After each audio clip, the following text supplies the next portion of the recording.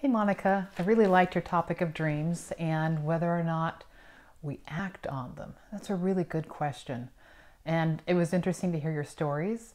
I thought, as I was thinking about it, I had a hard time remembering specifics, but then of course I went through my journals and I found a really good dream that I thought I would just start off by sharing. A stormtrooper was trapped in the rafters of a high school gym. It was a normal gym, but it eventually morphed into a Coliseum-sized gym. And the way the stormtrooper was trapped morphed from a clinging to a sort of floating, the way a mylar balloon would. Authorities brought in an industrial ladder on a car base to extract him. A very rich man took the stormtrooper to his mansion, where he collected all kinds of unusual people. The stormtrooper removed his helmet to reveal he was a Hispanic young man. He was smart and useful and good with his hands. The rich man liked having the Hispanic stormtrooper in his collection very much, especially for his ability to float like a mylar balloon.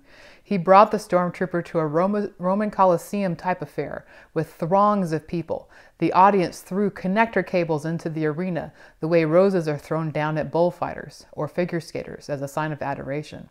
The stormtrooper trained in the art of gravity, honing his mylar balloon skills. In the gardens around the rich man's mansion, he would make his floaty way around by grabbing onto the bricks that lined the garden beds, like an astronaut hand grip system.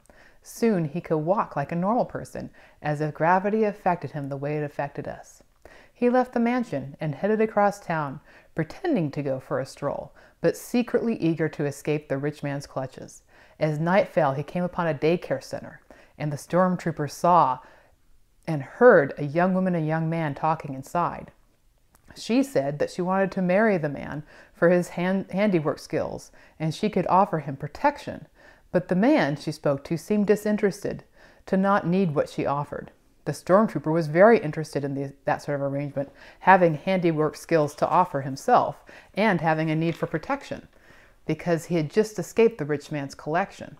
The stormtrooper approached the daycare center and noticed the cabinets on the wall, the expert dovetailing and the almost alien beauty of the details in the trim of the wood. The man had gone, but the woman remained. The stormtrooper asked her if a famous carpenter had done this workmanship. The woman said yes. It was a famous carpenter. She gave his name and said he had lived hundreds of years ago in a special era of time. In that moment, the stormtrooper realized this famous carpenter was his father, and he himself was a time traveler from that special era in the past. He had escaped a genocide of his generation by traveling to this point in the future, and that time traveling had altered his personal gravity and blocked his memory of the past.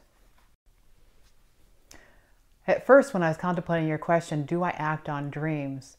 My initial answer was no, because how do you act on a dream about a stormtrooper who time travels to the future, and so doing becomes floating, but has these carpentry skills that he discovers in a daycare? It doesn't seem like the sort of thing I could act on. But the more I thought about it, the more I realized over the past year since I've had this dream, I really have acted on it. It wasn't very immediate, but what I was working on and struggling with at the time was my understanding of myself and my place in the world, and learning to fill my own shoes. And as I contemplated this dream and what it was trying to tell me was that this carpenter was also trying to fill his own shoes, but he'd forgotten. He'd forgotten what his own shoes were. He'd forgotten that his place in the world was to be a carpenter because he had time-traveling amnesia. And that amnesia left him with this strange skill of being able to float, which was interesting to other people's agendas. The rich man and the throngs of people in the arena, they all really adored him for his floating ability, and his true calling of carpentry had been lost. And that was what awakened in him when he saw those cabinets in the daycare center.